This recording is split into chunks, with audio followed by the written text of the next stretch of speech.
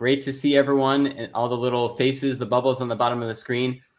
If you can, yes, thank you, Amy, and a few of you already know the drill. If you can, just if you're hearing me, if you can see me, then do a little emoji, or you can chat on the right side, general chat, to ping us. Let me know. Oh, I can see all the applause. I'm imagining hearing it just like we were all in person together. So I'm really excited to have everyone here. My name is Philip DeVecchio. I'm the VP of Operations here at Multiple, and this is our third showcase. It is our second accelerator showcase. So this is a showcase that's devoted to our accelerator program that we are just finishing up. And we have 9 incredible startups that are going to be pitching in front of a live panel today. The pitches have all been pre-recorded, so we have them ready to go and prepped. But then the panel is going to be speaking to the startups, giving live feedback. And so we're going to have a lot of fun today. We have a ton of people, experts in the autism space, startups, mentors, investors. It is going to be a really good time. And so as I am bringing up Dan, our founder of the company, why don't you just pop in the chat how excited you are, where you're hailing from, and we're going to get things started very shortly. As we call Dan up on stage, I just have a few quick logistics. This is Remo Platform. It is a virtual event platform for those of you who've never used it. We have been using it for all of our events, so hopefully you're somewhat familiar with it at this point. But for those of you who are not familiar, we were just in a networking portion. There are multiple tables that you can click around to. All you have to do is double click on the table you want to join, and you will join in with those people at the table. The conversation that you have at that table is just between you and those participants. So no one can hear you. You can talk about whatever you want. And of course, if you want, you can hop over to a different table. If you're ever looking for different people at the event, you can actually just use your pointer and scroll over any of the bubbles, and it will pop up with their name. There's even a little chat section, so you can click to chat directly to them and only them. Of course, the general chat does go to everyone. So if you want to just say hello to everybody like we're doing right now, you can go ahead and just pop that into the general chat. For those of you who are having some challenges, there are with Remo. It is just the nature of the beast when it comes to technology. So if you're having any issues, we do have a support team. I'm going to ask one of my team members to just pop the support team info into the chat right now. And that support team is, they have their names labeled as support. So you can also find them in the chat, but the GSD team is here to support us as we go. If you chat directly to me, I might not see it because I'm going to be on stage for most of the time here. The other thing, just a quick tips on Remo, is it works best in the Chrome browser. So if you are using some different browser, or if you're on your phone, you're having some challenges, it does work best on the Chrome browser. And if you are losing track of something, you can always just refresh the browser. It'll pop you right back in. You just click join and you'll be right back into the event. It takes only about 5 to 10 seconds. It's a really quick way to solve some issues if they do arise. Let's see, there's a few other things. If at the very end you still are having any issues, we have it running live right now via a YouTube live link. So that link we're going to share as well, so that you can share. So if you're having trouble seeing us still, we can send you that YouTube live link. And we are recording this event, so we will be sharing it with all of you afterwards as well.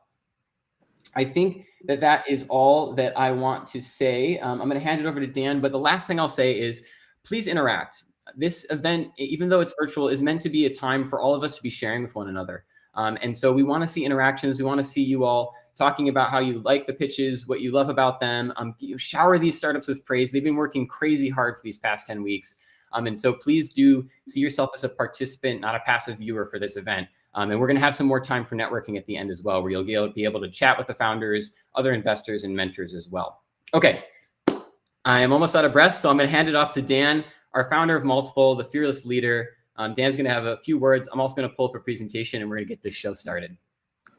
Oh, hey, everybody. So excited to have you here. I'm still getting used to the virtual event thing. Hopefully soon, sometime next year, we'll have an in-person event or summit. We're planning on that. But anyway, I'd like to welcome you for coming to joining this great network of people. And I can imagine that you're here today because you might have a child on the spectrum, or a brother or a sister, or you might have been a service provider or still a service provider, an educator, and you care a lot. Well, welcome to our community of change makers. are disruptors, are innovators. You know, change comes from the outside, from small organizations. We started small and we're growing, and you're making that possible. I look at everybody here as a force multiplier, and the interconnection, and I want to talk about that in a minute, is really magical. The kind of connections and connectivity and support that startups are getting and the information that's being shared. So I'm grateful you're here. We're really here to listen to 9 great startups. They have high potential. They're at the beginning of their journey, and we're excited about their promise. You know, we're really here to help them realize that promise, make it become a reality for our community, and let's keep working on changing the trajectory of this community and the outlook for people who are on the spectrum. We had 72 startups start applications, which by itself is amazing, thinking about where we started from. We had 54 complete them, and there were some really good candidates that we had to say no to. But we will be opening more applications, and hopefully one day we'll have a pre-accelerator program. We chose 10, 1 dropped out. As Phil said, you're here to connect. So, you know, Kelly will walk you through even more about how to use the Remo tool at the end of all of our presentations. But just take a shot at meeting 1 or 2 new people that you've never connected with. That could happen naturally at your table. I want to make an observation. The observation is maybe not obvious to all of you, but it's an observation that really energizes me. Essentially, you all are creating a really amazing network effect. This multiplier effect that we like to talk about is happening at a very rapid pace. People are jumping in to mentor, to support our startups, to provide investment capital, to provide, you know, amazing introductions. There's many familiar faces, you know, that I look out. I see lots of people in the audience that I know. Some people I haven't talked to in some cases years, that I really appreciate you coming.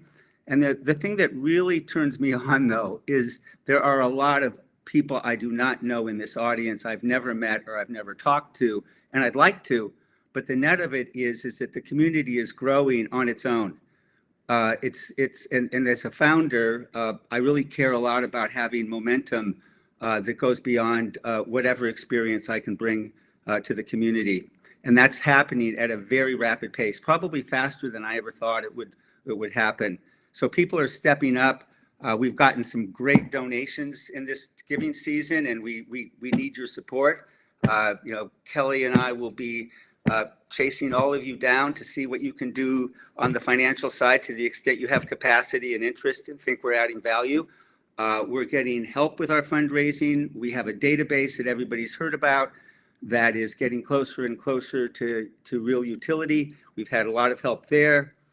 We've had some legal help. We've got sponsors. I'd like to actually call out JP Morgan and Anthony, who's on our panel today, for supporting this event and being great partners. And actually, that's not a technical term because we're not supposed to be saying that. So sorry, Anthony, for using that word. Everybody who's giving guidance to these startups, we really, really, really appreciate. And this network effect can keep growing as you tell people about our good work. Thank you for reposting all of our posts on LinkedIn. It gets kind of tiring, but we really, really appreciate it. I have a few thank yous, and then I'll turn it back to Phil. So first, I'd like to call out Ajoy Malik, who's an autism dad who has jumped in and really put a lot of time into working on our masterminds and our various, all the activities, and is really on our accelerator team. I'd also like to call out, and by the way, Ajoy has a really amazing background. If you have not met him, he's been a VC, he's been an operator, he fits the mold of a startup guy. Jesse Hester's on the younger side. He's autistic, and we're happy to have a growing number of people who are autistic in our community and involved in multiple. So he's been also jumping in and offering a lot of help and support for the startups. Phil's going to really introduce the panelists, and so I won't take the time to do that, but I really thank the three of you for joining and offering and making your contribution. I want to make a comment too about the judges. So we have something unusual at Multiple that has been co-created by our team, and we're not the first accelerator by any stretch to have judging forums. What I think is unique about what we're doing is today we have over 60 judges in this audience. And if you want to be a judge in the future, just let Phil and Amy know. But what we think about this is the wisdom of an informed crowd. You all here who are judging add extra power to this, to our community, because we'll get multiple perspectives, no pun intended. The startups get a ton of feedback, and our goal over time is to slice and dice that feedback, not only for the startups like we do today, but for investors evaluating startups or new investors who want to look into the community and see just all the different perspectives. It's amazing how some people, the range of views on any particular company, and that's the wisdom of an informed crowd. We had 50 mentors. Phil we'll talk a little bit about that. And the list is growing every day. So if you have something that you get excited about, some company you get excited about, or want to join our mentor group, please just let Phil and Amy know. And then finally, I'd like to really thank our team. Amy, Phil, Kelly have done an amazing job. If you haven't met them, pop over and connect with them during the breakout sessions and so on and so forth. So with all that, Phil, I think, I guess I'll add one more point, just to reinforce, we're at the beginning of a journey. We have over 900 members of this community and growing. We really, really think that this can be this multiplicative effect, the interaction, the chemistry between all of you is what gets me up in the morning. So thank you. And Phil, you'll take it from here. Thank you, Dan. And y'all, let's just give Dan a round of applause. He has truly put in his blood, sweat, and tears into this organization, into the lives of autistic individuals, into the lives of his loved ones. This is his life's work, and we're so grateful to be a part of it. So great way to start the event. We're super excited. People are pinging, saying hello, writing in their LinkedIns. It gets me so jazzed up. So we are going to start things off in just a minute. The first thing I want to do is just one last thing. I do want to thank our partner.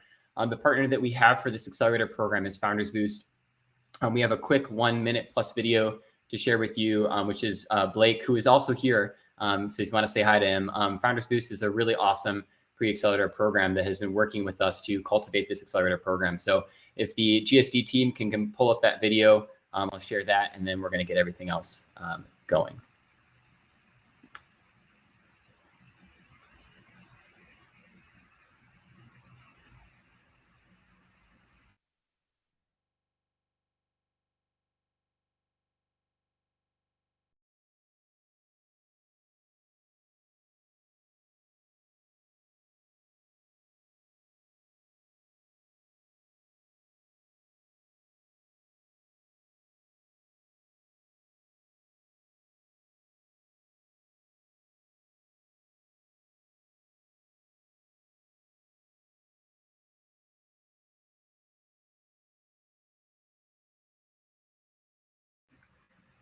All right. Just roll with it since we do have Blake here. If they're having a little bit of trouble there, do you want to invite Blake up on stage to just say a few quick words? Always helpful to have a backup there for that. Blake, do you want to come on up and just say a few words from Founders Boost? I'd like to welcome you to the Fall 2022 Demo Day. Looks like we got it. Autism Accelerator powered by Founders Boost. I'm Blake Caldwell, the CEO and co-founder of Founders Boost. We are a startup support organization focused on founders at the pre-seed and seed stages. From afar, what we're doing here at Founders Boost is quite straightforward. The problem we're solving is that building, running, and scaling businesses is extremely hard and complex. Our solution is to provide one-on-one mentorship to help founders avoid pitfalls, make insights, gain connections, and more. What is unique to Founders Boost is how we go about achieving this. Our ethos is to be a startup support organization that truly puts all founders first. To do that, we realize our programs must be designed to give without taking from the founders and also be accessible to deserving founders from all backgrounds. That's why our programs don't charge or take equity. And that's why our makeup of founders more accurately reflects society, with nearly 80% of our startups having an underrepresented founder. To execute on this mission, we partner with leaders and organizations that have a similar vision for the founders in their local ecosystem or industry vertical. We've now launched 20 different chapters, with 10 running this cohort, which includes this Autism Accelerator.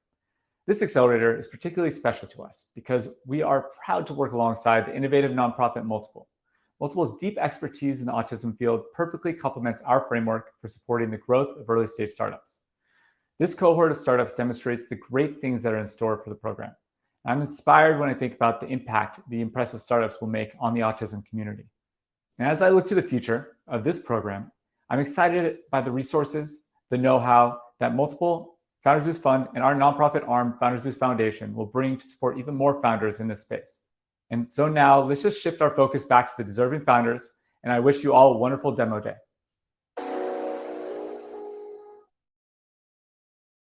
Alrighty. So thanks again to Founders Boost and Blake for that. And without further ado, we are going to call up our panelists on stage. We have three awesome, incredible experts who are going to be joining us, watching the pitches live and providing feedback to the founders. So if we can bring up Regina Klein, the founder and managing partner of Enable Ventures and founder of Smart Job, Brett Bowerman, co-founder and partner at Harbor Point Capital, and Anthony Reynolds, small business and entrepreneurship lead, Office of Disability Inclusion at JP Morgan and Chase Co. Let's give them a warm round of applause as they come on up on stage. Hello, Regina. How are you? Good to see you. Hi, thank you. Great to have you here. Hey, Brett, how are you? Hey, good afternoon. Welcome, welcome. And we're just waiting on Anthony to come up on stage. While we're waiting for Anthony, Regina, do you want to quickly just say a few words, just share a little bit about yourself and how excited you are to be here? Yes, and I just want to say thank you and congratulations to Dan and the whole team. This is such a phenomenal event and so many talented people put this together. I'm the founder and managing partner of Enable Ventures and very happy to be in this space with other very committed investors and entrepreneurs and innovators. Enable Ventures is an impact venture capital firm dedicated to closing the disability wealth gap. We invest across the disability community and the disability technology sector. Wonderful. Thank you so much. We're so happy to have you here. We appreciate it. And Regina, would you prefer to go as Gina or Regina for this event? You could certainly call me Gina. Okay, awesome. I appreciate it. I want to double check. All right. And then Brett, we have you. Please do introduce yourself. Thanks, Phil. And I share Regina's gratitude towards Dan and Multiple and everyone here that's driving innovation. So thank you. Thrilled to be a part of this. Just by way of background, I'm a co-founder and partner at Harbor Point Capital. We are a late-stage private equity investor in healthcare services companies, and specifically targeting companies that are delivering value to the healthcare systems, lowering costs, expanding access to care, and improving outcomes, with a focus on vulnerable patient populations, so the elderly, lower income, and disabled population. So roughly 500,000 patients that are in those vulnerable patient populations are served by our portfolio companies annually. We're super proud of the impact that it's making. I think there's a lot of similarities between what I do for a day job and what I do in my personal time. And just by way of background for that, and the reason why I'm here is I have 4 kids, one of whom my 14-year-old daughter Ellie has Down syndrome, and so I've become very active in a not-for-profit context over the last decade, serving folks specifically within the Down syndrome community, but also broader from a neurodiverse population. And in recent years, I've tried to meld and find the intersection between my for-profit endeavors in my day job and my passion and purpose of what I do in a not-for-profit context. And so I've had the privilege and opportunity to invest alongside a handful of really, really bright, talented entrepreneurs that are driving innovation and impact in the neurodiverse community at large, and doing that as an angel investor. And so I'm spending more and more of my time with that in mind. So thrilled to meet the 9 startups today, and look forward to continuing this effort. So thank you. Thank you. Let's give them a quick round of applause. We're so appreciative to have Gina and Brett here today. And it's just amazing to see them just combining the passion and the work in such an impactful way. So thank you again for all that you do. And thank you for being here today as panelists. We also have Anthony, who will be joining us shortly.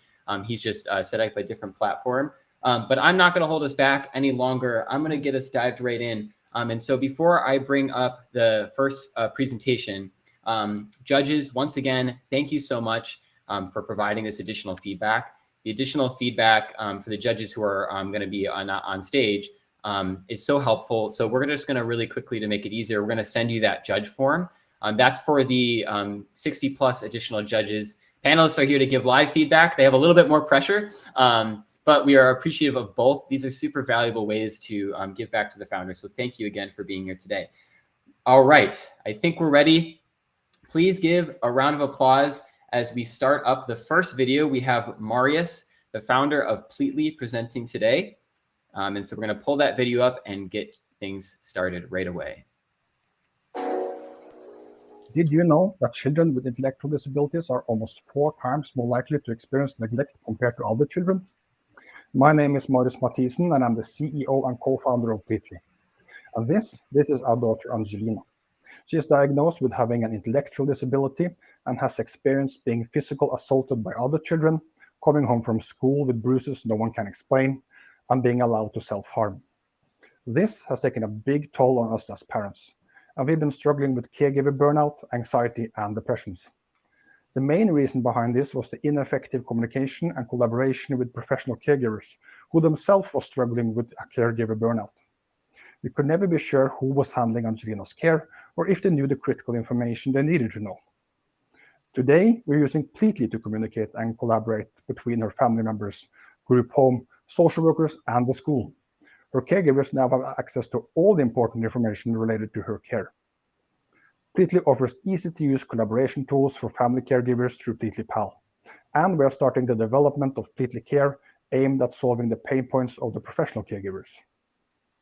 During a pilot test with our strategic partner Bancroft, we surveyed a group of professional caregivers and saw a 90% increased satisfaction level using Pleatly for family communication compared to current solutions, which again showed a 24% decrease in their stress levels. The societal cost of autism care in the US alone is exploding. At the same time, there's a long waiting list to receive housing services caused by the high turnover rate for professional caregivers. Therefore, there's a great need for tools that provide more cost-effective care and improved collaboration. The Pleatly team is a personal invested team where most of us have experienced the problems related to ineffective communication and collaboration. We have 3 parent caregivers, and one of us is himself on the spectrum. Pleatly is a software as a service with a monthly fee for Pleatly Premium and an annual fee for B2B solution, Pleatly Care. Our first step is to address a $1.17 billion B2C market, and with a 5% market share, it could give us $58 million in ARR. Pleatly Pal will officially launch early next year with a low barrier to entry to our ecosystem with a freemium model. We will then incentivize upsell to premium features and access to Pleatly's own applications before starting developing Pleatly Care with our B2B partners. And lastly, we will have Pleatly Discover that bridges and connects the 2 markets. There are several competitors in the market today that deliver services to either family or professional caregivers, but none of them is addressing the gap between them in the manner that Pleatly does. Pleatly has been enthusiastically received by parents, and we are now ready to introduce the product into the B2B space. We're seeking $450,000 in non-dilutive funding that needs to be matched by investors. We are therefore raising $500,000. Thank you. All right, an awesome, great start to this showcase. We're going to invite Marius and Frode up on stage to hear some thoughts, feedback, and questions from Brett and Gina. You should have received an invitation to join. Marius, good to see you. Hi, guys. Welcome, welcome. Thank you. All right, who would like to start with the questions and feedback? Gina, you want to take the lead? I'd be happy to. And thanks for your presentation. It was very interesting.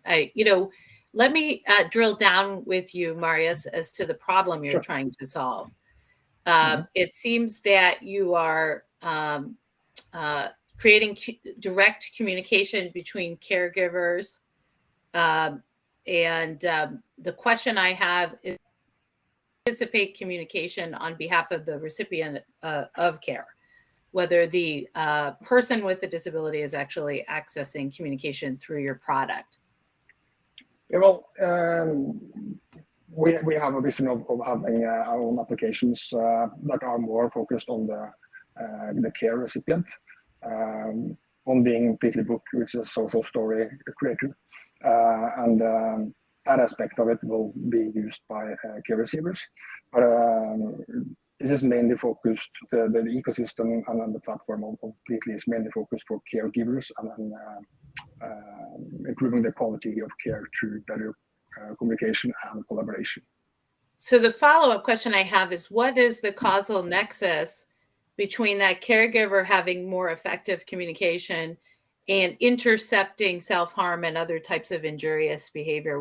What is the link between your product and reducing the harm that you began with in your story?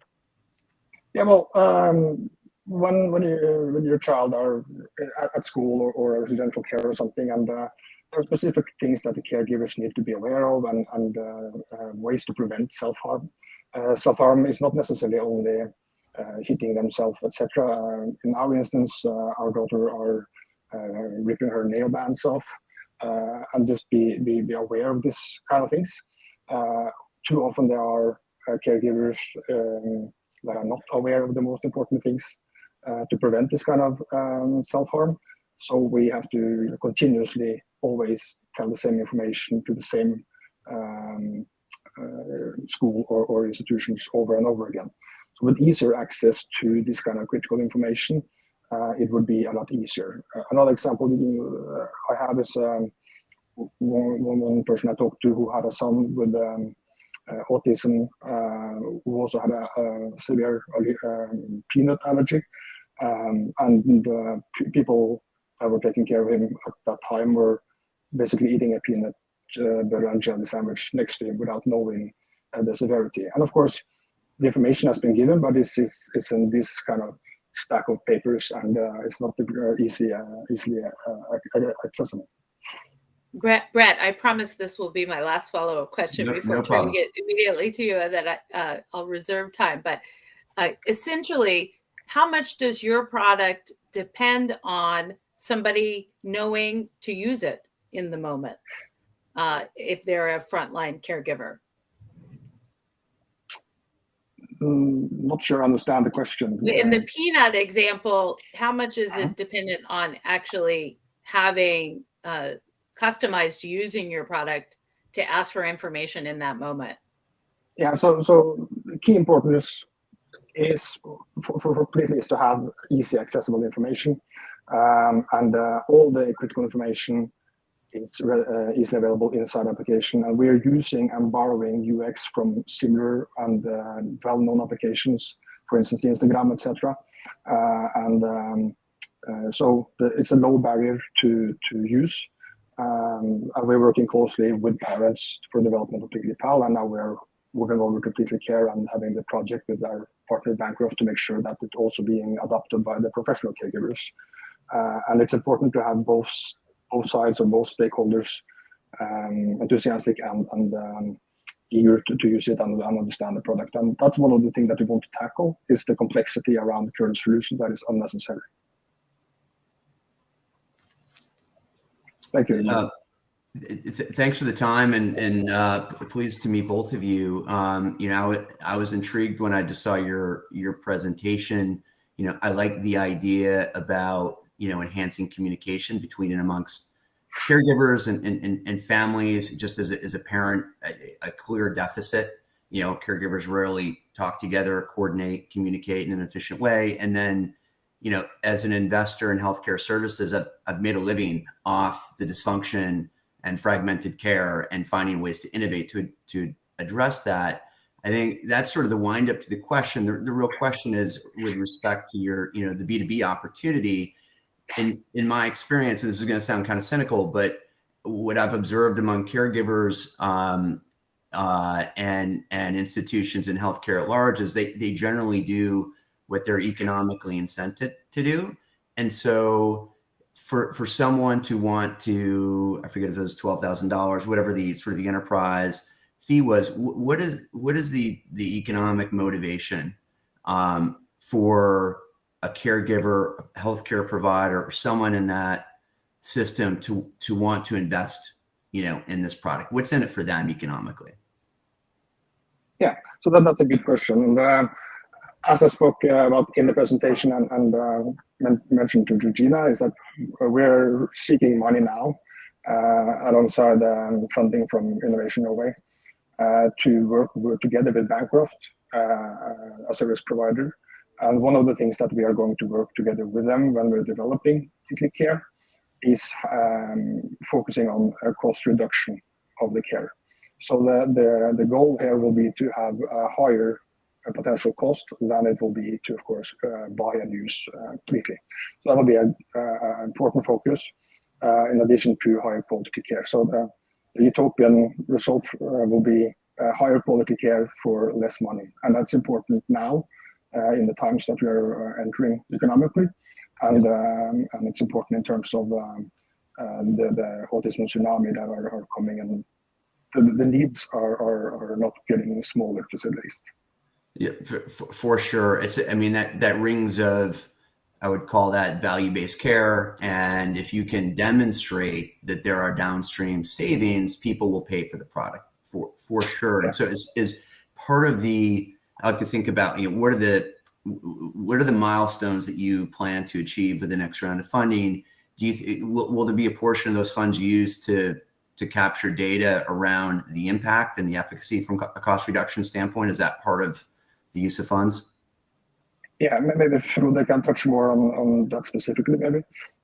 Yeah, so we're kicking off a pilot with Bancroft in the first quarter of next year, and this is the second phase of our relationship with them, the second milestone, and we are looking with a collaboration of them to really provide and prove the model of how completely platform can fit into the caregiver world. And part of what we are doing is working with them and aligning with their strategic goals, which is also adhering to the pressure coming from the payers, telling them that the cost per care receiver is too high. There are also pressure to reduce costs internally to provide more effective care. But at the same time, they are also asked to provide better care. So we're coming with a solution that is also going to improve the work environment, lower the turnover rate, and create a better quality of life for both the workers and the people they serve. All of this we're going to measure. We're also working with the University of Pennsylvania to create a framework of outcome, to also be able to publish a paper, do publications of the data in next year. So we're working on several fronts to prove the effectiveness of Pleatly into the professional caregiver work. Great, thank you. Right. And Phil, you're going to have to be an aggressive moderator here. I was about to say. For hours with every one of these companies. You were literally, yeah, you took the words right out of my mouth. I was about to call the cuts on that one, but this is always the first and hardest one. So give a round of applause to Pleatly for being the first ones to go. It's always the most challenging. And so thank you again, Marius and Frode. We're going to move this right along. We've got next up, we have, thank you so much. Let's give them another round of applause really quickly as they leave the stage. You just turn your mic and your camera off. We're going to bring up the next video. We have Michael, the founder of Spoken, to present to you today next. Also, folks, I did just turn on the closed captioning. We really want to make sure that we're finding new ways to increase the accessibility. So if there is a little bit of text kind of in the way, no worries, we'll just run with it. So go ahead and start the video, and we'll keep things.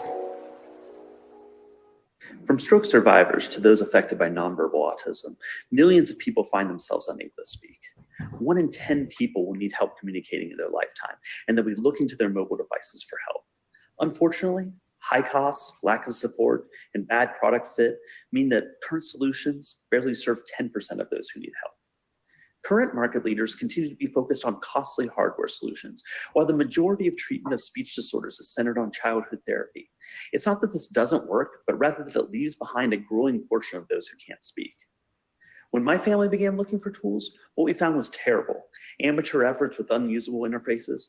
While there were many AAC solutions, few focused on enabling richer and deeper speech at speeds that enabled them to participate in conversations. Spoken started with an idea that by using AI to predict the next likely word, we could help people speak easier, quicker, and with a wider vocabulary. Even better, our system could listen to conversations and know what was happening, giving suggestions that fit the context and improve with time. Well, I'm excited to tell you today that it worked. We built that system, we put it in front of users, and they love it. They went from pointing at food and toilet to real sentences with full vocabularies about feelings, hopes, and memories. They love that it remembers names and learns from how they speak. At the core of our growing user base are nonverbal autistic adults who tell us again and again how empowering it is to use a communication app that doesn't limit them to the level of a child and empowers them to live bigger and more meaningful lives. In a few short years, we've taken this technology from non-existent to unaffordable to free in everyone's pocket. We brought it straight to consumers to get immediate feedback, giving us 10x organic growth in the last year. It's all thanks to a team that blends academic knowledge with real-world experience. I spent nearly 2 decades working in design and tech and have launched apps for 3 different startups, but nothing has me more excited than the progress we've made here. We've had over 60,000 users download the app, which is free to use, and many of them have already subscribed to our premium features for $13 a month. At that price, each percentage point of the US market will bring in over $1 million in recurring revenue. Our average user is worth more than $500, an enormous value from the perspective of mobile apps, yet just a fraction of current healthcare costs. As it stands, alternative and augmentative communication is a $300 million market that barely serves 1/10 of its potential customers. We're uniquely positioned to take advantage of 3 converging trends: ubiquitous mobile hardware, increased computing speed, and deep learning-powered speech synthesis. This is the combination that will allow us to unlock the other 90% of the market, and that's why we're here today looking for partnerships and opportunities to expand. Thank you. Great job. A little round of applause. I see the applause coming up for Michael. He's already up on stage. I love it. And so why don't we start this time with Brett? Michael, congrats on your traction to date. Exciting progress and exciting product. You know, just with respect to the traction, you know, 10x growth, very impressive. What have you learned about the level of engagement, the level of stickiness of the users for those that joined early on? Do you find that they're loyal to it, they're sticking with it, like using it more and more? What have you learned about early adopters? That's a good question. I'd say we've learned a lot about like how the different ways in which people wanted to use AAC, and I think we kind of came at this from a one-size-fits-all perspective, and have expanded a lot of like what we've been doing based on what users' needs are. Some users, was an example of feedback is that we got somebody who said, well, I would absolutely love to use this product, but as someone on the spectrum, the haptic feedback, the little buzzing that happens when you hit the thing stimulates me to a point I can't use this. So it was really great to see not just like users drop off, but actually getting some really great feedback of like, oh, here was a really specific thing of why I dropped off or why I didn't drop off. And that sort of feedback has been fantastic. That's great. I'll just ask one other question, Gene, if that's okay, which is just around, you know, points of differentiation. And, you know, as you scale, just what I've observed is that, you know, AI leveraging AI in and of itself is generally not, proprietary. Others can sort of replicate it. Like as you think about the future, just given the scale of the market, like what's going to be your competitive moat? What's gonna make you different and endurable as you continue to scale? Yeah, I don't think AI is a moat. I think data is a moat. I think having better spoken data, better things that build our model makes us different than, say, this week everyone's talking about ChatGPT as a large language model. We also use those sort of AI models, but there's a difference between taking everything off the internet and using data that's specifically for one thing. One use case. This makes AI models so much more powerful than these more wider uses.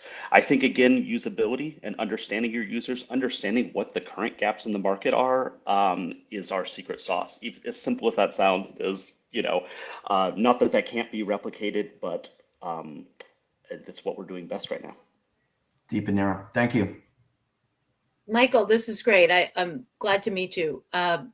Augmentative alternative communication is more a system that has been researched and studied for 4 decades or more. It's also an enormous federal government reimbursement system that is angled or fulcrumed by speech pathologists. What is the nexus between your product and that field, which is really an evidence-based science? Are you reliant on speech pathology in any way to sort of indicate the need for your product, or is it really turnkey commercialized solution? It's both. I would say that there is certainly speech pathologists serve as a gateway right now, especially for children, especially for people going through the medical system in the normal fashion. What we found instead is that a large percentage of the people who have this need, both in the US and outside, are not going through the normal medical pathways. They're not showing up to a hospital and putting an appointment with a speech language pathologist. They are looking for solutions out there on their own. So while we do have SOPs and others recommending us, using us in assessments, figuring out where we fit in, I think there's a larger trend for people searching out their own solutions to things, trying out different things on their own.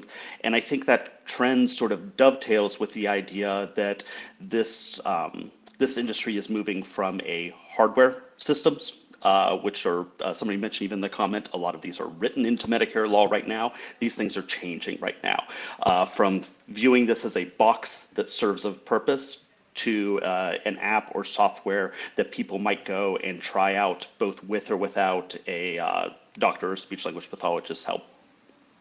But my follow-up question is what your plans are for user testing and experience, because what we know to be true about those that have barriers to speech is that there's a very heterogeneous set of reasons for why people might need support with communication. Do you assume, A, that your solution is universal, regardless of why people need support for communication, whether it's non-standard speech because of stroke or an autism diagnosis or some other presentation of disability? And B, who have you tested it with so far? Yeah. So I would say, like, you're dead on about things being heterogeneous, and what I would like to avoid the most, I think part of the problem are that we do have a lot of one-size-fits-all solutions, and one-size-fits-all solutions for AAC drop down to the lowest common denominator when it comes to language, when it comes to things being able to communicate.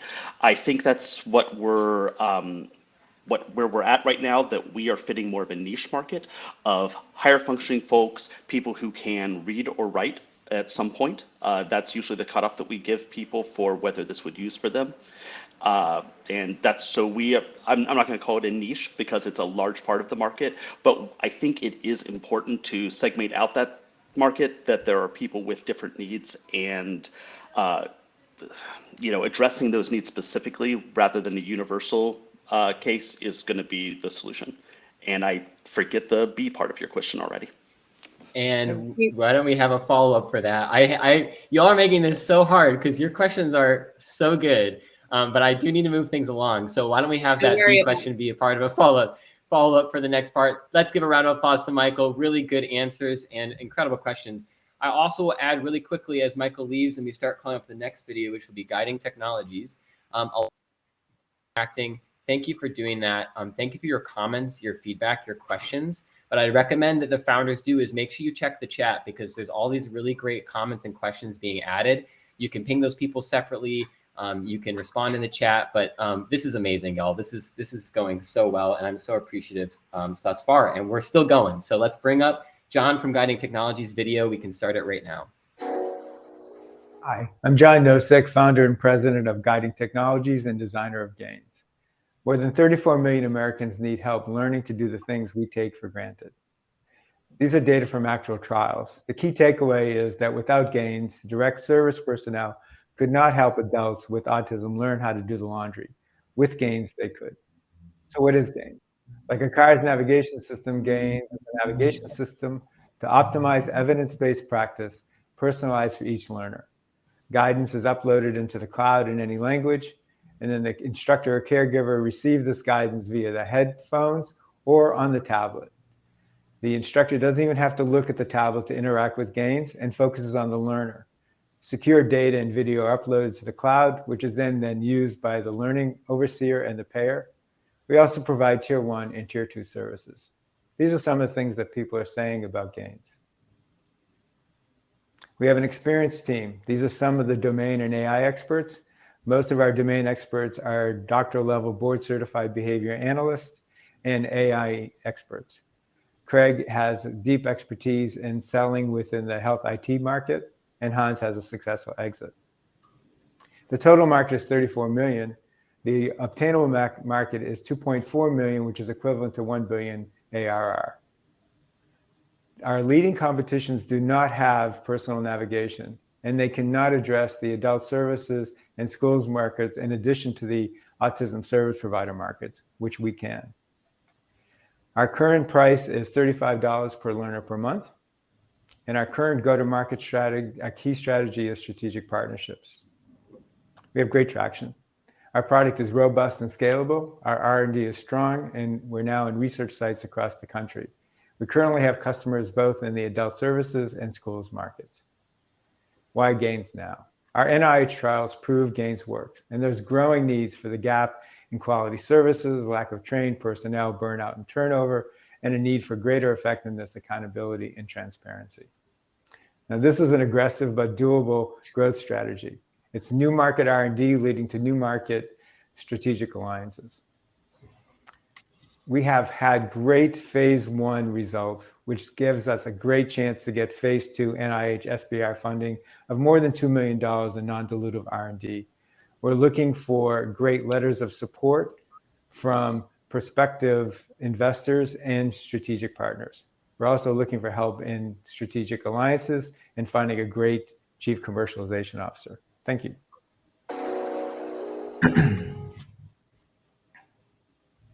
Great presentation. A round of applause for John. And John, you should have been invited to come on up. There he is. Hey, John, good to see you.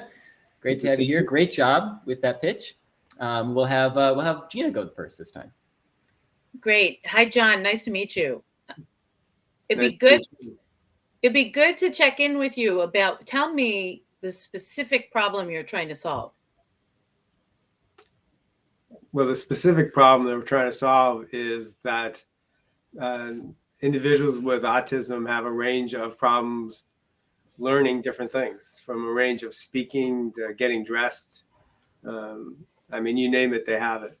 And so part of this problem is that people have to help them learn how to do it. Those people that are helping them really are not, they don't really understand evidence-based practices and know how to do it. So what we've done is, like your car's navigation system, basically what it does is it guides these people trying to help other people learn. And it does it in a way that says, as the learner performs some action, then the instructor tries to say, okay, this is what the action, this is what you do next. This is how much help you give them. This is how you reduce the help. This is how you take away from the help. So and so by doing that, though, is we've increased program fidelity in this evidence-based practice. And without following this evidence-based practices, that people can't learn. I'd like to just go back to the original slide. That's been the huge difference. Using our technology, they can now follow evidence-based practices. And so the substrate that you are building on is some evidence-based. Where are you deriving that curriculum or understanding? What is the evidence that you're building your business off of? Well, there's a range of evidence-based practices. And so the one that we showed here specifically in the slide was a NIH-funded extension of our technology to help adults with autism and developmental challenges learn, because it's a large number of people that have been kind of left behind. And in that case, the technique we used is called task analysis with chaining. And this particular technique is pretty powerful, but it's also very difficult to be used. And when we watched the direct service personnel trying to teach them on their own, they didn't know how much help to give. They actually gave them too much help. And in this case, what you need to do in learning to do the laundry or any other task, you need to do it on your own. And so basically they have to start saying, hey, do the laundry. And then what we do is with our system, they say, this is where the learner is. And then we tell the DSP, this is what you do next. And anyway, so that's the particular process that we're trying to look at. Let me give you an example. That organization has the one that's called this Revolutionary. They just gave us a 2-year contract, not only for our software, but for my services, to actually change it for all the hundreds of people in there, because currently now adult services is a caretaker, caretaker, and they want to move that from caretaker to independence. And that's what. And is your revenue model dependent on a B2G, a government reimbursement strategy, or are you going direct to consumer? No, we're actually B2B. And so B2B. And who will be your customer base? So we have 3 customers. The initial one that this was based on are adult services. So these are people that actually there's several million people in adult services that basically need help, and their goal is to get people to do things independently. And so that's one group. Another group are schools. So schools, basically, after you have the autism service provider, that when they help them when they're younger, once they go into schools, they have educational assistants and they're responsible for teaching these kids. And the third one is actually the autism service providers, they get the reimbursements from insurance companies. And to be honest with you, their main goal is to make sure they get reimbursed by the insurance companies.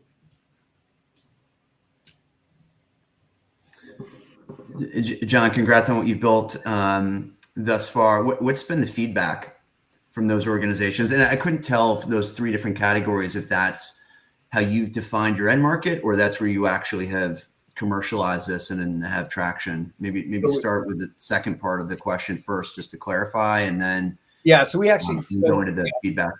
So first of all, we actually have so we have customers in 2 out of the 3, the adult services.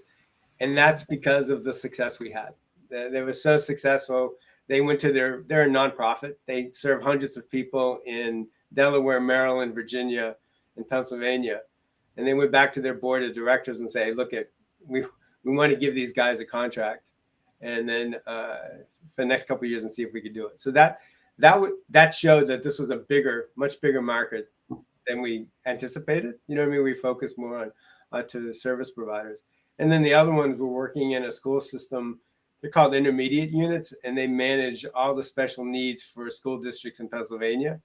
And so we're currently now in that particular organization where the kids are in school and they're being taught by special education, but they're also brought in by autism service providers will provide some of the educational assistance, behavior technicians to support the special needs kids.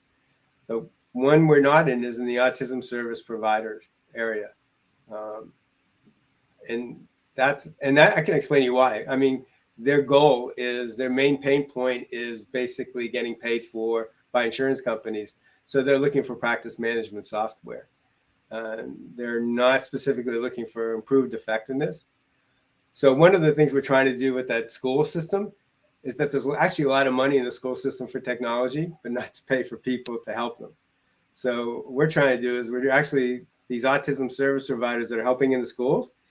If we can get the schools to pay for it and then they get it free, that might be a big incentive for them to start doing it. Yeah, I mean, and that's sort of like second time I've asked this question today. We're just getting started, and I'm sure I'll ask it again, later on. Anytime you have a B2B type model, it sort of begs the question: what's the economic value prop to the end user? Are they willing to pay for it? I mean, it's great that you have a nonprofit, doing that, or if it's an education system, like, are they willing to supplant, on a tight budget? Are they willing to replace some other service, for this one?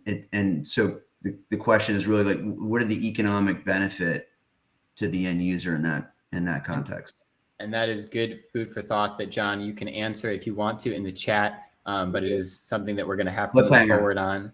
Sorry about that, Brett. Thank you so much, Gina and Brett, for your feedback and questions. And I know John has a good answer for that. So John, why don't you post that in the public chat for people? And we're going to move on next time. Yes, round of applause for John and for these panelists with their incredible feedback and questions. Next up, we have TJ with Routines. Cue the video. I'm Tamara Jackson, co-founder and CEO of ASDAY, the builder of Routines. Routines is a data collection and analysis platform focused on pediatric, complex chronic conditions, and autism is our first use case. Our goal is to support early intervention. Today, information is shared at a moment in time appointment, and often that data can be skewed by parental stress levels on that day. Routines marries remote patient monitoring across a variety of devices with patient-reported outcomes to provide analysis to clinicians and caregivers when it is needed. Also, we support the entire care team by connecting that team and making sure everyone stays on the same page.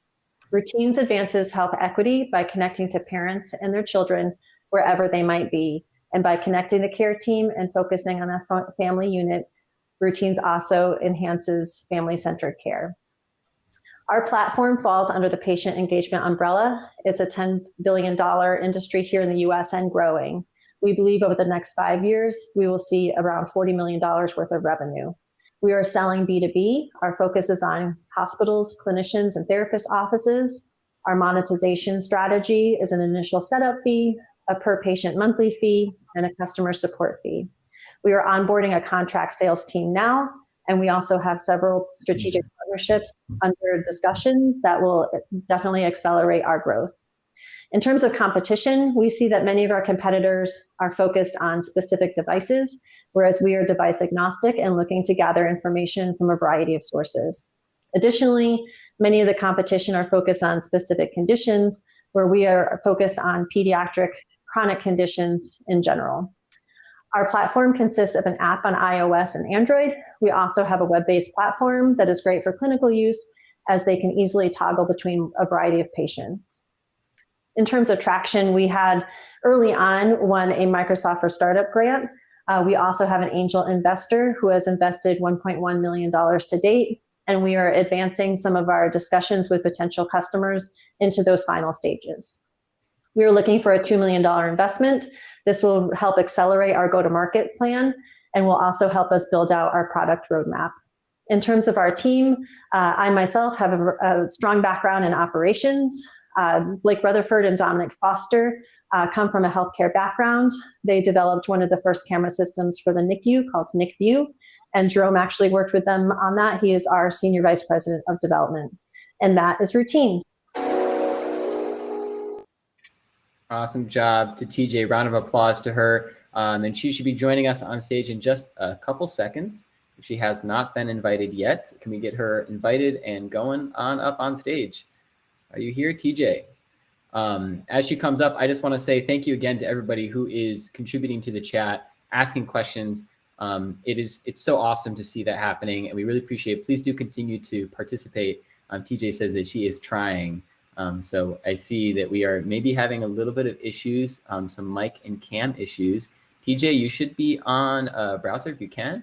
And if not, just refresh your browser, and that should solve some of those problems. We're just going to wait another 30 seconds. If we don't see her pop on up stage, and we'll move on to the next one, and we'll make sure to get you up later. So panelists, if you haven't taken any notes on your questions for TJ, if you want to jot a couple of those down in case we do have to move forward, that would be great, so we can make sure we get a couple questions to her before the end of this event.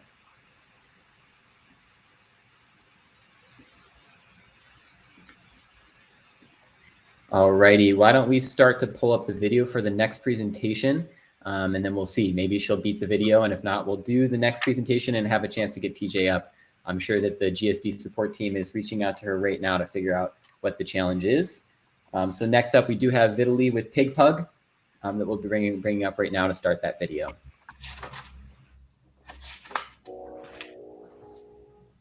Hi everyone, my name is Vitaly. I am a CEO and founder of PigPug Health, and we work on AI drug-free platform for kids with attention deficit and for autistic kids. More than 50% of autistic kids have some attention deficit signs, and more than 25% of attention deficit kids have some autistic signs. These kids have significant challenges in education, socialization, in real life. And our mission is to help them to be more socialized, productive, to live a better life without medication. For now, there are three main waves of treatment. It's a medication, psychological and behavioral interventions, and our solution based on neurofeedback. We provide neurofeedback ongoing therapy under tutor supervision. It consists of 4 parts: telemedicine online platform, special designed EEG headset, AI diagnosing, and mental games. We have a proof of concept. More than 40 kids participated in our basic course. More than 400 neurofeedback sessions. In some cases, we see some significant results after 5-6 sessions. Our main competitive advantage is we have a complete solution. We have an AI diagnosing, and we have a specially designed EEG headset. Our toughest competitor is a pharma, and we want to bite a bit from the pharma market. Our business model is collaborative one, B2C, direct to consumer. The growth will be built from recurring revenue from subscription 3 plans and low-cost device. We want to make neurofeedback as affordable as possible for any US family. We want to raise 1.2 million on SAFE for the next 12 months, for the new hiring, for the manufacturing of first batch of 100 devices, and for our product launch. We have a great team, by the way. Developers, designers, medical doctors, and founders. I'm personally a serial entrepreneur. We have sold the company to IOL in 2016. My co-founder, Andrew, is neurofeedback scientist with 10 years of experience. We have world-class advisors. Thank you and invest in us. Great, to the point message at the very end. Thank you and invest in us. I've invited all of the members of the team, Vitaly, Anna, and Juan up on stage. And so, yeah, who would like to go first? I'll let y'all choose this time. Hello. Hello, yes. Hey, good afternoon. I'll jump in, Gina, if that's okay. Look, I'm not a biotech life sciences investor, and I'm sure that will be clear from my question. You know, and with that in mind, if I was considering investing in the SAFE, like what's the core risk that I'm underwriting, right? What's the bet that I'm making? Like, and just simply put, am I betting that the underlying therapy works and it's effective, or do you think that's already been proven? This is really more of a bet on your ability to commercialize this and execute. Like, how would you put the spectrum of risk on this? Yes, let's say like the neurofeedback is well known from like the 90s, and like 80% of scientific articles show that it works for treatment for kids with attention deficit and for autistic kids. 20% is like a neutral. It means neurofeedback is very, very like useful for kids with attention deficit and for autistic kids. Like it's proven. We have done our research and our clinical trials just to prove ourselves, and we provide some exclusive content for kids, and we proved that it works. And the second part of your question is SAFE. It's kind of, you probably know better than me, and it's kind of Y Combinator. Y Combinator. Oh yeah. Sorry, I wasn't asking the specifics about the I was just referencing because that's I'm familiar with SAFE. So got it. So it sounds like the underlying clinical therapy has been around a long time. It's been proven to be, efficacious. So then as you think about, your solution, because there's a device and a service along with it, there's other providers of this therapy. Like, what's different about yours? Like, fill in the blank. Is it better, cheaper, faster? Like, how is it differentiated? How are you going to win? Yes. First of all, we spent 2 years to develop specially designed EEG headset with some special sensors. And this is like a comfortable, because kids with ADHD and autism are very, very sensitive. And this is special designed EEG headset. Secondly, we have an AI, and we're using AI for diagnosing. It's kind of additional feature for the future. Right now, we are focusing on the treatment, but we have an AI in our plans. Third is we have done like around thousands customer development interviews. And parents said that we needed tutor supervision, at least at the beginning. That's why we are building the telehealth, telemedicine platform. It's kind of our core feature. We have a complete solution. And we want to make, as I said, neurofeedback as affordable as possible. And we think that neurofeedback devices is the next big thing in wearables. And like in 5 years, you will have the neurofeedback device as like you have a phone right now. And the third and fourth part, we have exclusive content, exclusive games. We have a neurodiverse team. I'm a personally autistic, and we're developing these games with the parents with autism. This is the answer. Great, thank you, Gina. Thank you. Now, I also want to add a couple of words about proven of neurofeedback and what we use in our device.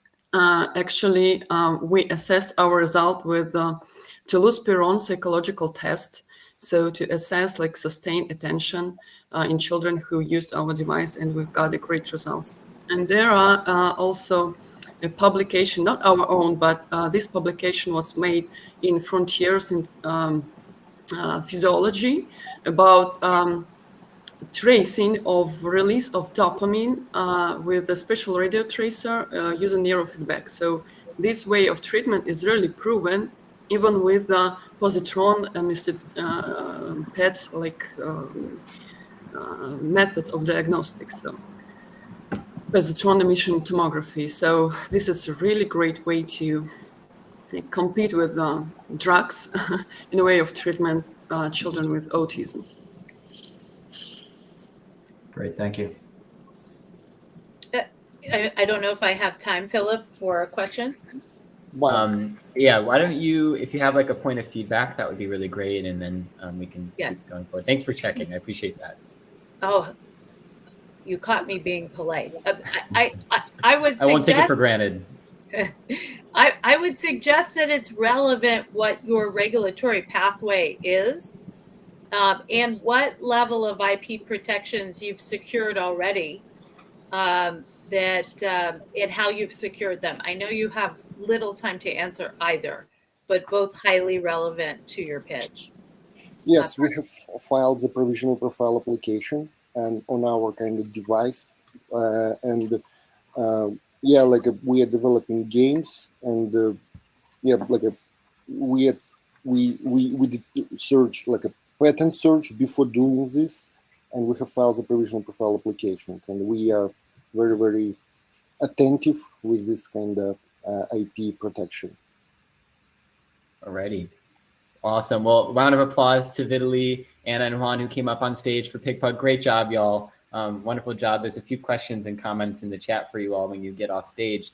We're going to be moving right along. Y'all, we are more than halfway done, so let's give a round of applause to our panelists who are working with me on the timing, who have been asking really, really awesome and precise questions. We really appreciate that. Next up, we have Colleen with Platabase. Take it away. My name is Amy Jacob Schroeder, and I am the CEO and co-founder of Happy Ladders. Happy Ladders is a SaaS-based, parent-led autism therapy platform. Today, 1 in 44 children every year will be diagnosed with an autism spectrum disorder. Here in California, the rate is as high as 1 in 26. The demand for autism therapy services is outpacing supply by as much as 10 to 1. Conventional therapy services are based on a one-to-one service delivery that simply doesn't scale to meet the needs of all the families who need access.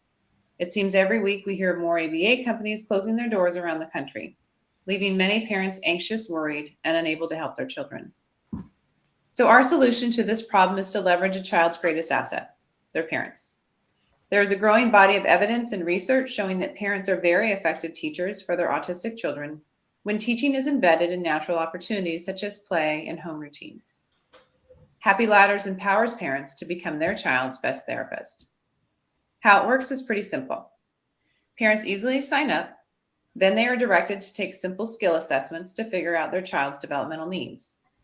From there, they are given a personalized set of lessons and activities they can do with their child at home and in their communities.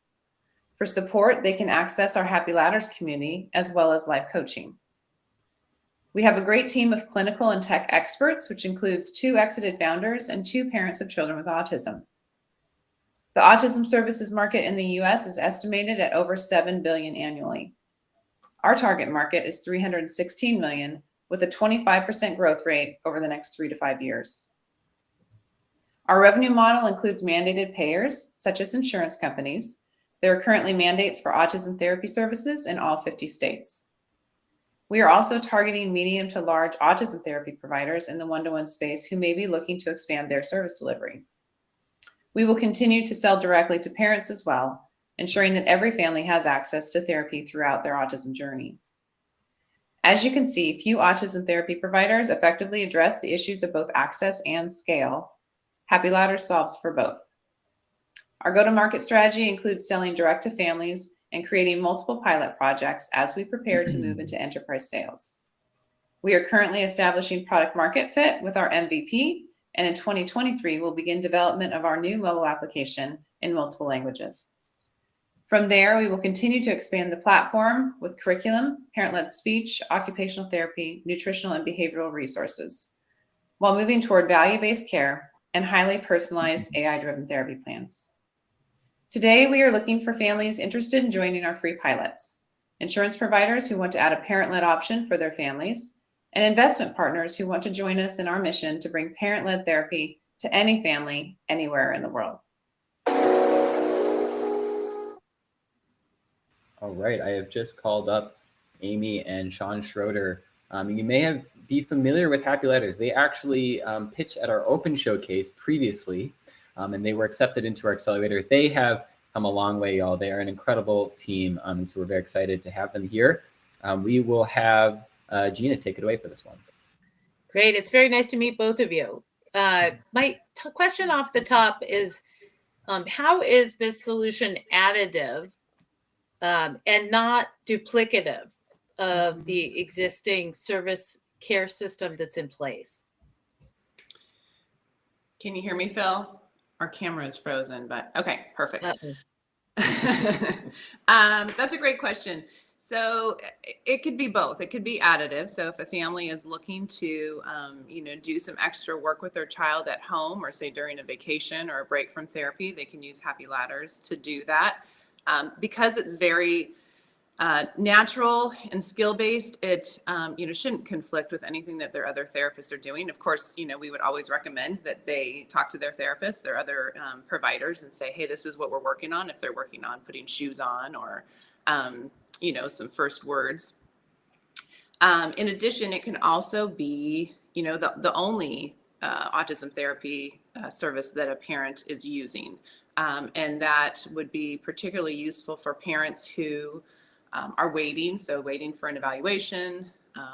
Maybe they've received a diagnosis for their child, but they're waiting on services.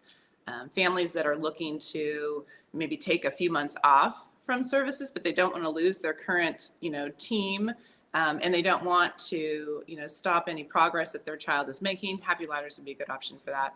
And then there's just often families who they can't access in-home or center-based services.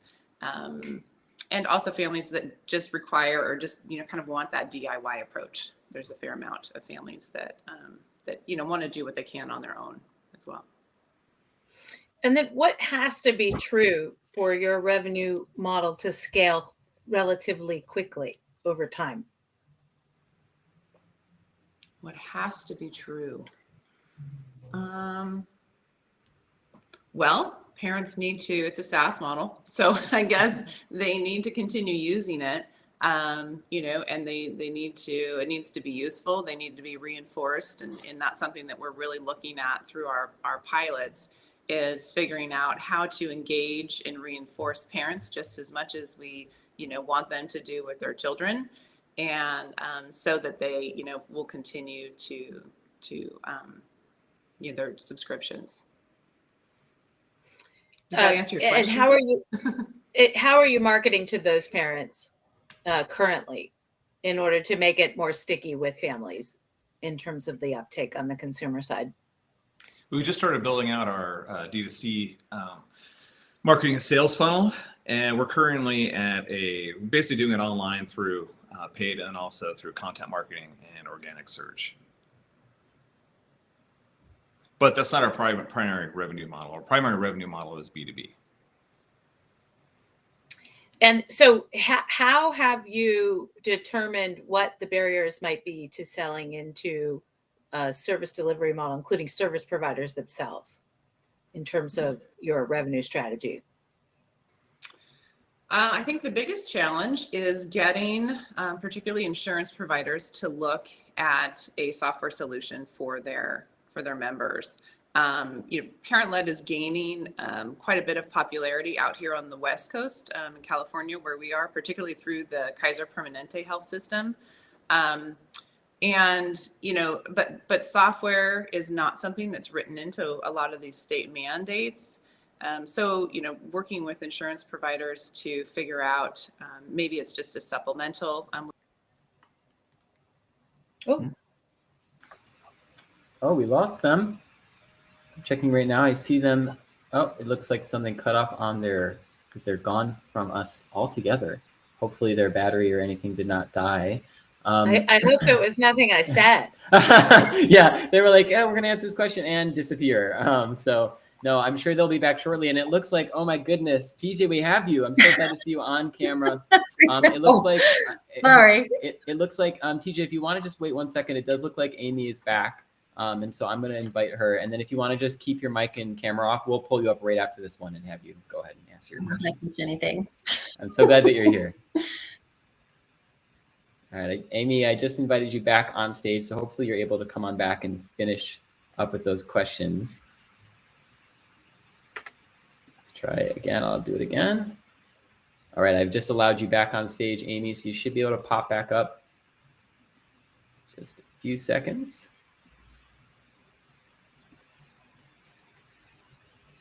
About insurance providers. So yeah, I think that you know is something that we're seeing.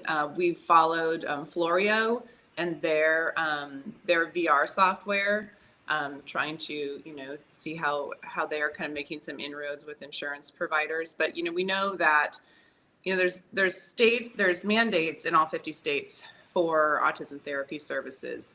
But unfortunately, there are limits for parents based on who's in network with their insurance provider. So for instance, we're about a half an hour where we live, and families that live in our community may have like 2 in-network provider options available through, you know, their Blue Cross plan.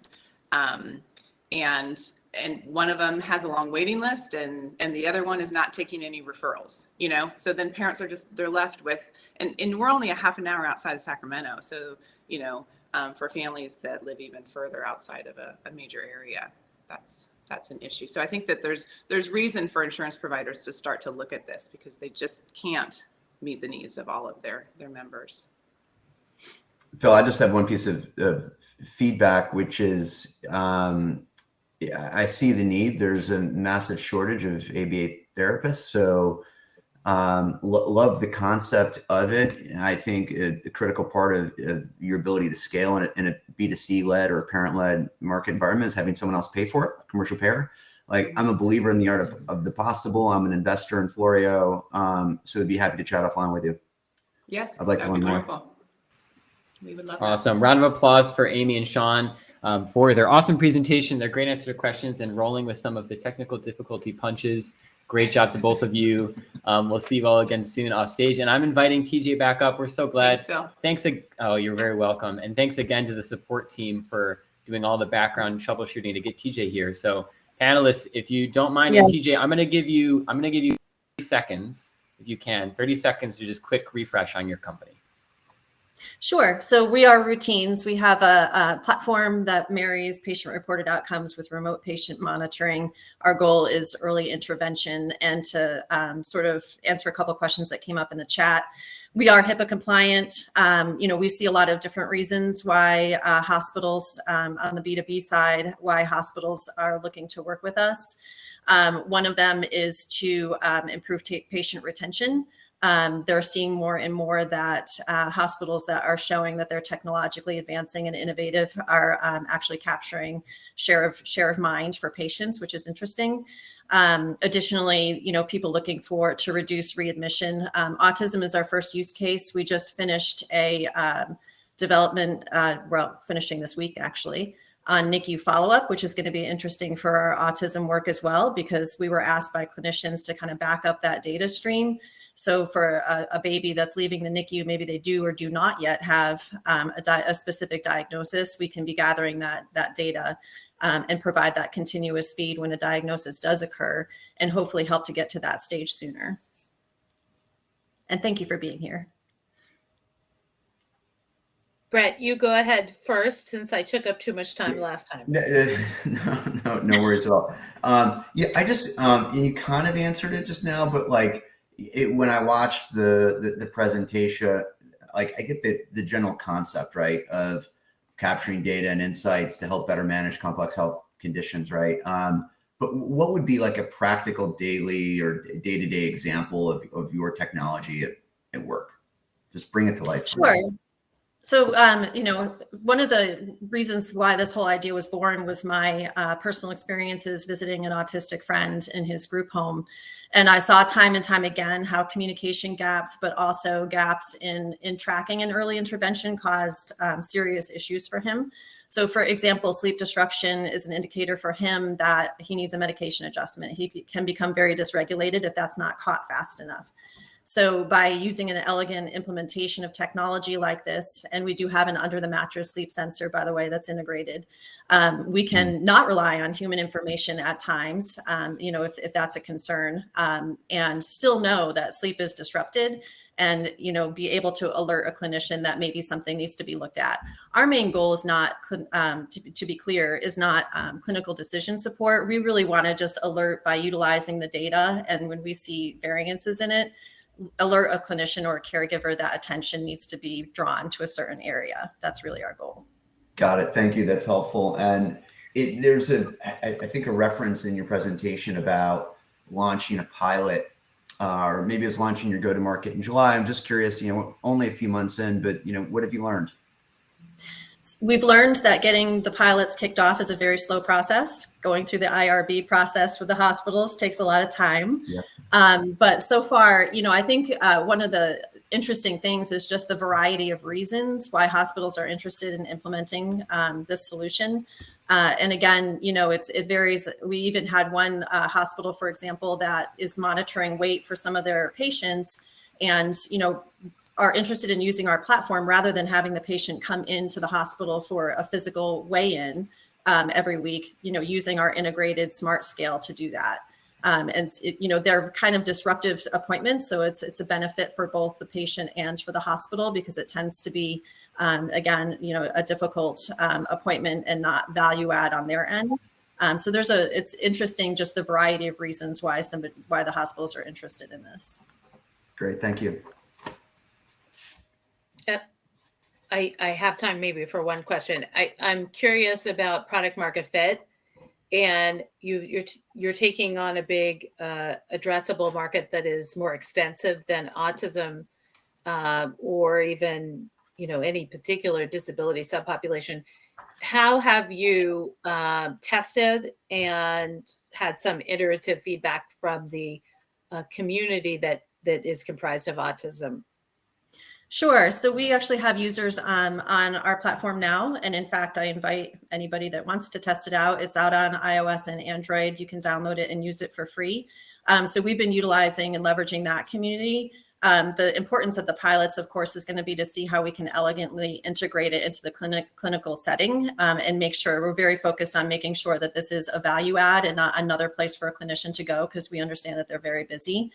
So we have some really great partners that are helping us work through that as we onboard their patients. We'll be making some adjustments given their input. Great answer. Wonderful job. A round of applause to TJ. Good job, TJ, turning a challenge into an opportunity by being ready to answer a question from the chat. Very, very clever. I love that, and not surprised Thank you at for all. having me back up. I'm glad to have you back up. And so we are going to be moving forward. We just have 3 more presentations. I did mention incorrectly, we had Amy with Happy Letters, and now we do have Colleen with Platabase. So we'll cue that video right up and get it going. Hi, I'm Colleen, the CTO of Platabase, a startup founded by autistic women for the autism community. Did you know that each autistic child has 10 to 15 care team members? Kids like me are at the center of huge disorganized teams. These teams of family members, specialized therapists, teachers, and doctors are further complicated by HIPAA regulations that force our parents to act as the only funnel for information. But due to the sheer number of providers, 68% of parents don't even know the names of their child's daily therapists. So how can they make sure that their child is getting the best care? The sad truth is they don't. Therapists don't have the tools to collaborate, which leads to duplicate practices, inefficient care, and families with a lack of community support. Therapists are desperately trying to solve this problem by using unsatisfying methods to communicate, such as WhatsApp, Slack, Facebook Messenger, and text, which opens up their centers to blurred boundaries with difficult parents, as well as fines and lawsuits. Platabase is the solution that therapists are begging for. We are a HIPAA-compliant app that allows entire care teams to communicate in one central place through photos, videos, and direct messaging. We allow parents to remain in control of their child's care team while fostering a collaborative environment that focuses on the child's daily progress and accomplishments. In February, we started sales. By the end of September, we have grown more than 10x within 6 months to an estimated 1,000 users across 14 centers. The more kids that come aboard, the more centers we get demoed into without having to spend a cent on marketing for introductions. Before you know it, we will be experiencing organic exponential growth. With 14 centers, we will be introduced to over 14,000 future clients. Platabase is sold on an annual basis to pediatric therapy centers. Our prices vary per child per month, depending on the feature suite. Our total addressable market is all individuals with disabilities, but we are currently focusing on our target market of ABA therapy centers valued at $83.7 million. We are the only company that builds community, allows for HIPAA-compliant multi-user access, is pediatric therapy focused, and is gamified. We have had great traction, most notably winning $43,000 in non-diluted grants, and have been operational for over a year now. Our founding team is made up of 3 neurodivergent women. We are not only connected to the community we serve, but we are also experts in sales, technology, and design. On top of that, our advisor team is stacked and is composed of industry and startup experts. Want to learn more about Platabase? Connect with us through email, our website, or even on LinkedIn. Thank you so much. Great job. Applause for them. We're welcoming up the 3 team members, Colleen, Olivia, and Mika. That's so nice to meet you guys. I shouldn't say guys. So nice to meet you all. I'm inspired by your presentation. The first question I have is, you mentioned towards the end gamified, and I'm not sure I picked up on what that means and how it's applied. So if one of you wanted to explain how the tool is also including gaming. So I think the easiest way to kind of break this down is in terms of usability. There are existing tools on the market that try to complete what we do, except they have many unnecessary additional features that parents don't use. we've seen that parent buy-in is key to maintaining engagement across the lifespan of the product itself. And so we've looked for ways to increase usability for parents and as well for the RBTs who are currently using the product.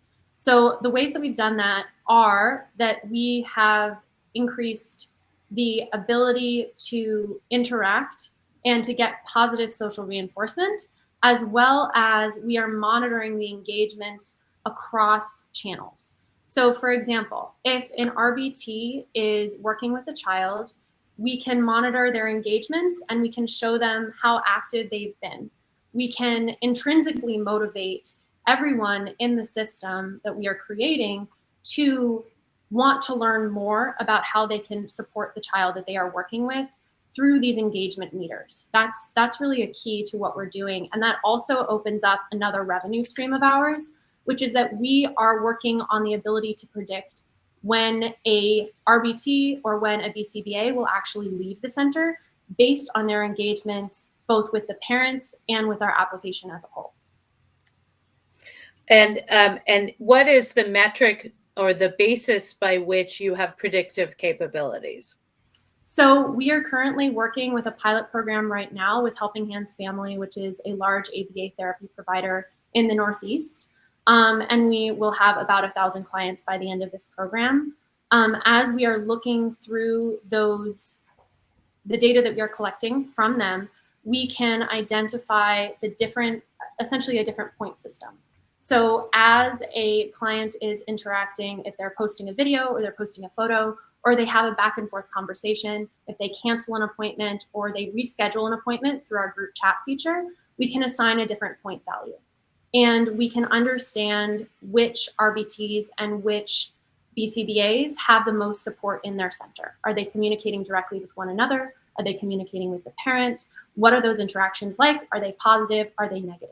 And based on that, we can understand how committed a RBT is to a center and also where there may be points of friction that the center can act and correct.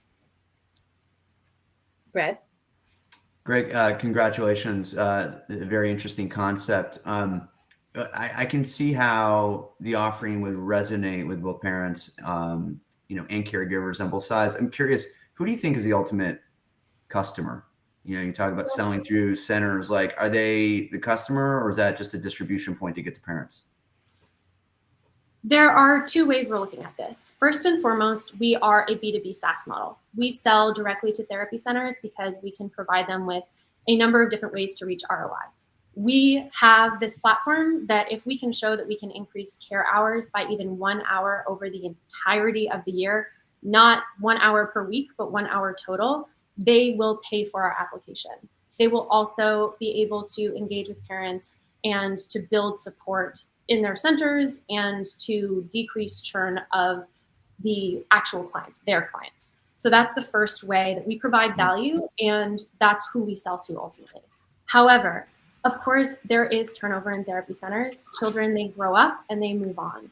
And so at that point, we do also offer a B2C approach where we can continue to support the child throughout their lifespan or as they move on to a public school system, which is increasingly important in today's age, as we see with Colorado, for example, where we recently learned from one of our amazing mentors through Multiple Rich, that they are now requiring public school systems to also offer parents to be able to bring in their own care teams. So as that transition happens, we continue to support the child, and also we provide that visual diary of everything the child has experienced, where they have grown, where they have struggled, and that continues to support them throughout their life. Great, thank you. Just one clarifying, Phil, if I could just clarify one thing. You said 1,000 accounts. Is an account a one individual who is receiving therapy, or does it include the 10 or more people that are also working with that person? How do you define account? So we look at it in a couple different ways. We don't typically use the specific word account. I think I'm just misspeaking because I'm a little nervous. But what we do is we say, okay, we have a client. The client is the therapy center that we're working directly with. And then from there, we have different types of users. So we have the child account. So that is the formal account. That's what we charge on a per unit basis. So we're always charging based on the number of children that are engaged and working with the client. And that's how we get those network effects, because it is in the center's best interest to introduce this out and make sure that all care team members are within the realm of the care team. Then we have parents and therapists that are different types of account holders. However, they are just users. So when I say we have 1,000 users or 1,000 accounts, in this scenario, I am talking about 1,000 child accounts. Okay, great, thank you. Great job, Platabase. Again, a round of applause for them. It's really wonderful to have you all part of the program. Wonderful job answering all those questions. We're going to move things right along. We just have 2 more presentation folks. Stick it out. These are going to be really great ones. They're all amazing, so you have no reason to not. All right, we're going to pull it up. We've got Jose with Key to Enable. Imagine a world with no segregation and all children learning together in one classroom with common learning outcomes irrespective of neurodiversity or physical disability. What if this dream could be a reality? Hi, I'm Jose, co-founder at Key to Enable, an assistive edutech startup that is tackling a problem which is affecting about 240 million children globally. Exclusion of children with disabilities from mainstream education and ineffective inclusion has become a major challenge for schools worldwide. Most of them have the budget, but they are unable to empower inclusive education for all. Assistive tech is highly individualized and can be used by only one child at a time with a particular disability.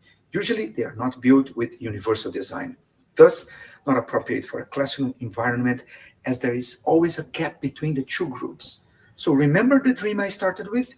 And now imagine a solution that makes it a reality.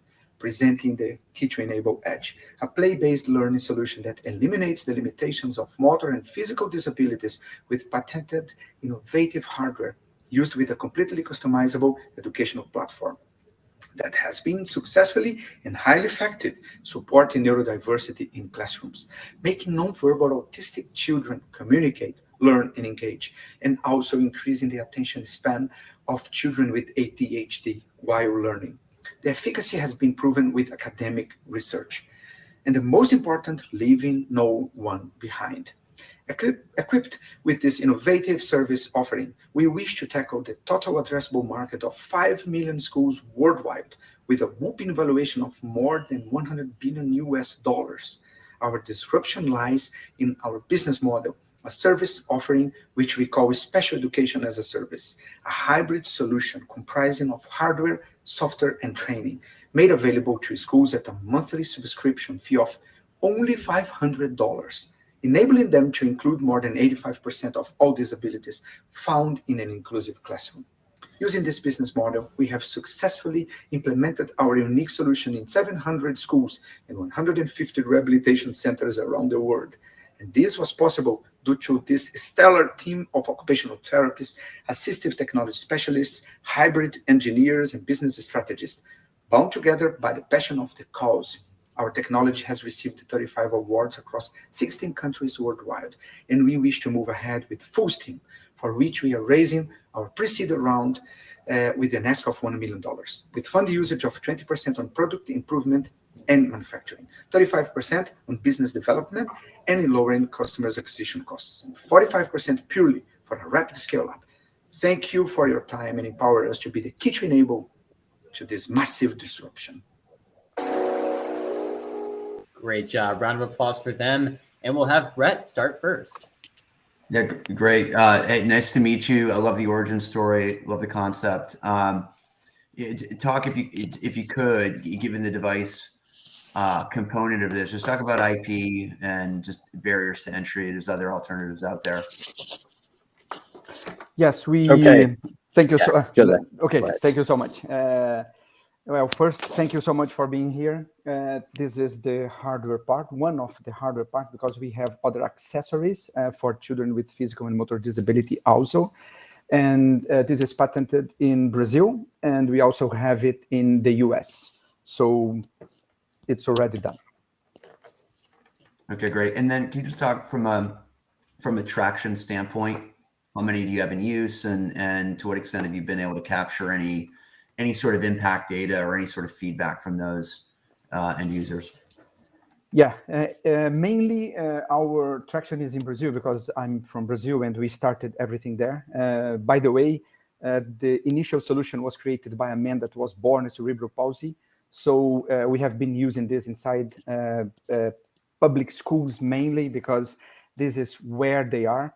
Particularly, we have in Brazil very lucky situation that we have 1.1 million children with disabilities engaging inside regular classrooms, but it was missing something for them to engage with each other, children with and without disabilities, autism, Down syndrome, and everything. So our traction is mainly there. And yes, we do have the reports of practically everything that we have been doing, because we have hardware, so we can measure their development while they use other softwares and our educational platform. Great, thank you. By the way, we can talk offline. I have a relationship with a foundation in Brazil that might be very interested from a funding standpoint, so we can talk offline. Thank you so much. Gina, you're up. Yes, so I'm curious about, walk me through what your hardware does. You've mentioned people with cerebral palsy, Down syndrome, autism.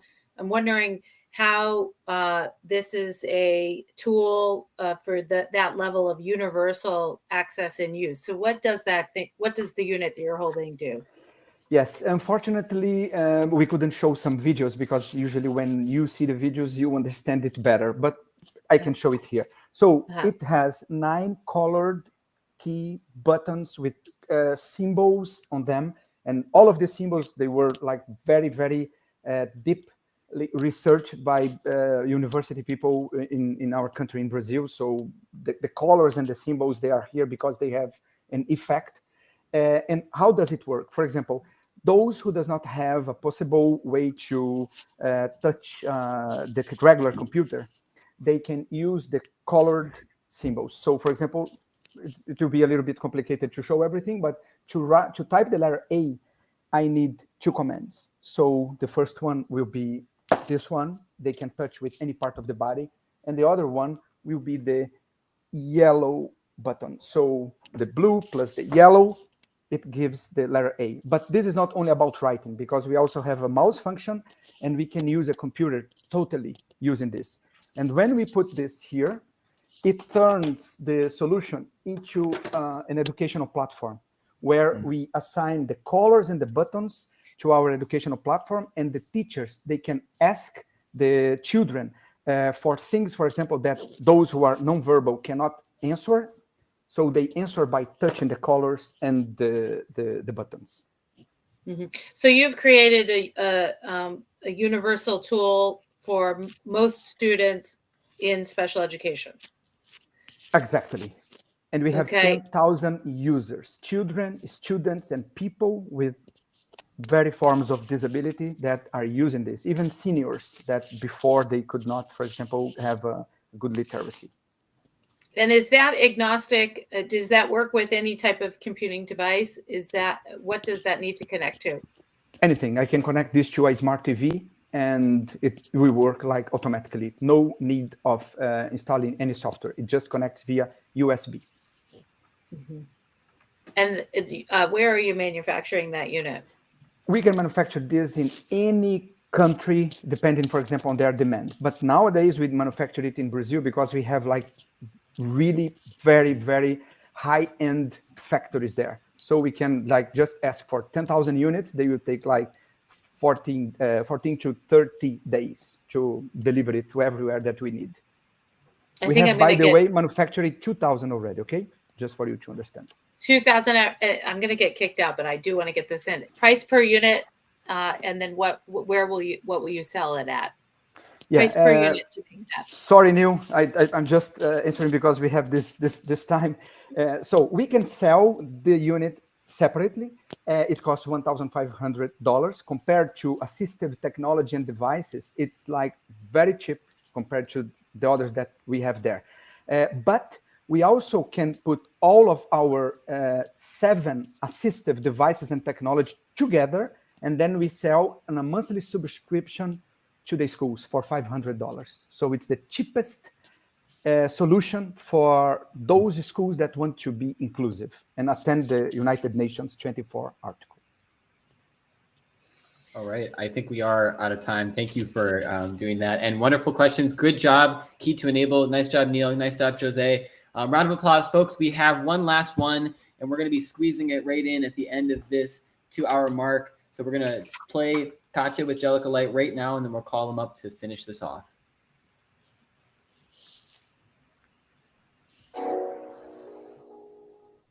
I'm Katya Sverdlov, CEO of Jellicoe Light. Autism rates keep rising. There's no cure, and parents are desperate. By 2025, the cost of autism care, just here in the US, is expected to reach $450 billion. Jellicoe Light is developing a home-based solution designed to increase children's communication skills and reduce social anxiety. Cognilum is an intelligent wearable medical device combining therapeutic, non-invasive brain stimulation, sensors, and a personalization platform. This is Jaden, who is wearing the Cognilum device. He came to us classified by his therapist as non-responsive. After 8 weeks of treatment, he began to respond to instructions, started following children on the playground, and began saying words. His mother was able to go back to work, and the family's quality of life significantly improved. He's just one child, but we ran a placebo-controlled feasibility study using our proprietary prototype, and we saw statistically significant improvement in children who received the treatment. Based on the results of the study, we received FDA Breakthrough Device Designation and National Science Foundation funding. We have an experienced multidisciplinary team with expertise in autism research, clinical trials, engineering, commercialization of medical devices, artificial intelligence, and reimbursement. Our short-term commercialization strategy will be offering the Cognilum device through early clinician adopters, marketing through B2C channels. This will allow us to continue collecting data, improve the personalization algorithm, and to do pricing research. Our long-term commercialization strategy is to receive FDA de novo approval in 2024 after the large pivotal trial is completed, and offering the device through a large network of clinicians, eventually with insurance reimbursement. Our combination of data device feedback for autism is unique and could be a complete game changer for families. This is just the beginning. We are looking to work towards a full spectrum of solutions with pediatric neurological disorders. We're looking for partners. So please join us on this journey to help millions of children around the world.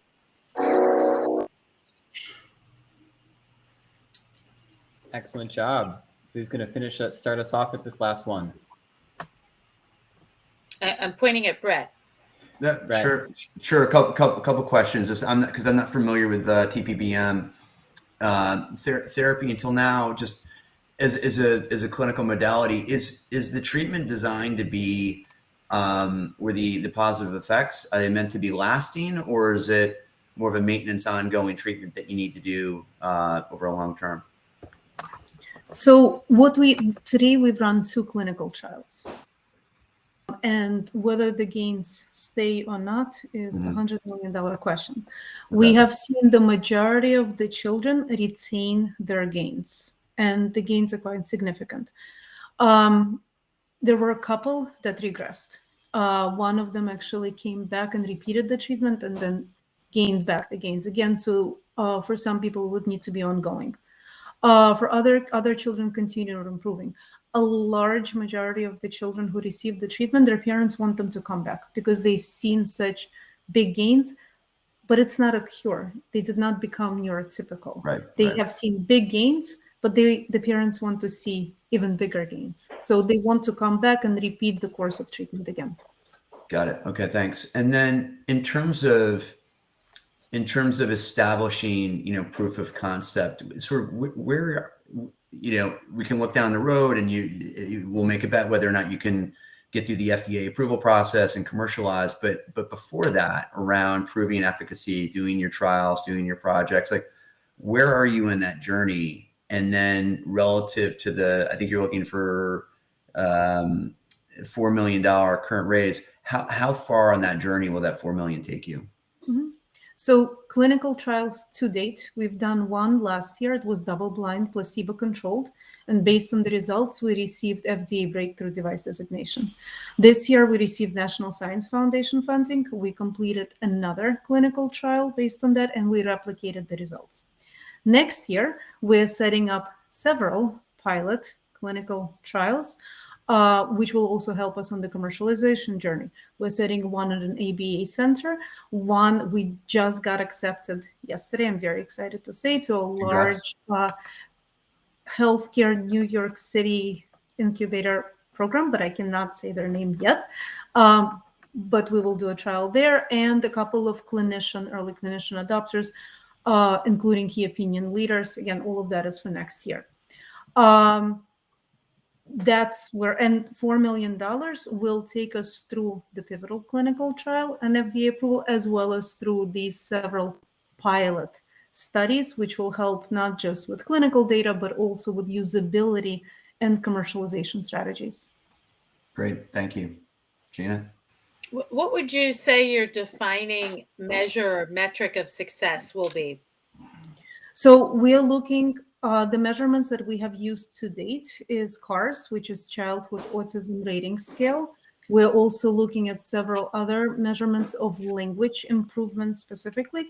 We are also starting to look at other metrics as well, such as family and therapist well-being. One of the, as everyone here has mentioned, ABA and just general therapists are burnt out. What we have seen is that the therapist's job becomes easier. And so one of the pilots for next year is with the ABA agency, where not only we're tracking children's improvement, but also therapists' well-being.